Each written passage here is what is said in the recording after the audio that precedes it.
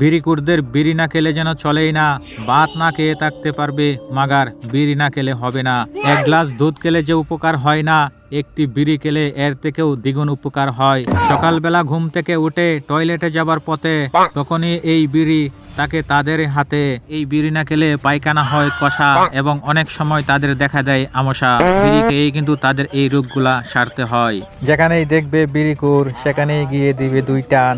এই বিড়ি খেলে যেন বাঁচে তাদের প্রাণ, বাড়ে মান সম্মান। এ ভাই আপনারা কি করেন?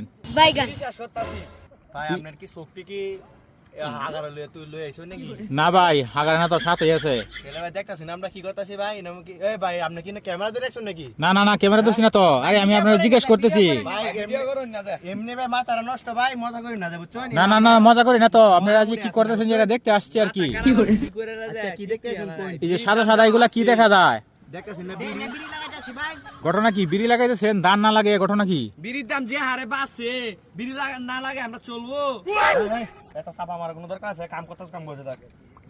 ভাই আপনার কি কোনো দরকার আছে না? দরকার আছে মানে আপনারা যে বিড়ি লাগাইতেছেন, মানুষে ধান লাগায় আর আপনারা লাগাইতেছেন বিড়ি।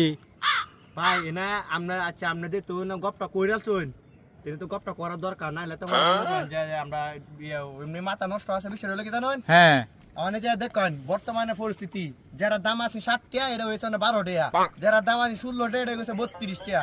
বিড়ি বেড়া জ্বালাই বিড়ি ম্যাচটা কুচা দিলে বিড়ি শেষ হয়ে যায়, 30 টাকা তো দিয়ে শেষ।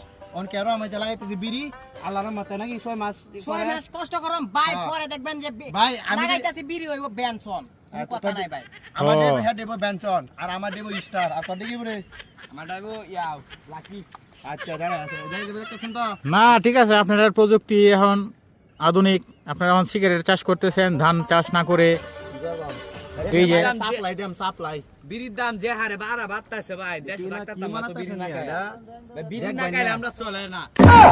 হ্যাঁ ঠিক আছে আপনারা লাগান। এখন আমি কি করবো? 1 মাস কষ্ট করো, 6 মাস পরে আরামসে বই আঁকবাম নাহলে কেমন ফের তোমরা ক্লিয়ার ক্লিয়ার তো করতে হবে নাকি?